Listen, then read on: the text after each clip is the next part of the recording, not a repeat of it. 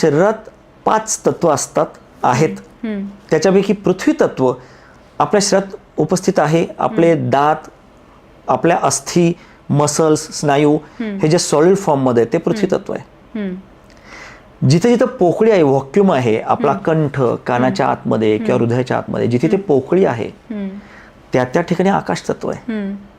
अग्नितत्व जे आहे, शरीरात तर अग्नी आहेच आहे, म्हणून तर आपल्याला अंग गरम लागतं, तो पण तिथे ऑलरेडी उपस्थित आहे. म्हणजे 3 तत्व शरीरात ऑलरेडी तिथे आहेत.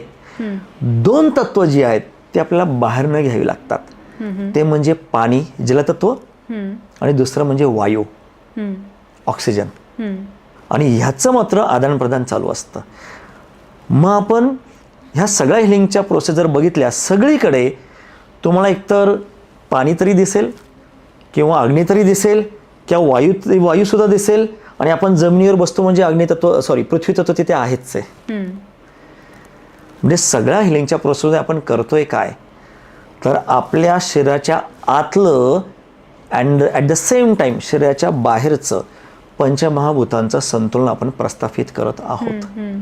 So healing is nothing but creating balance in our energy which is outside the body as well as inside the body.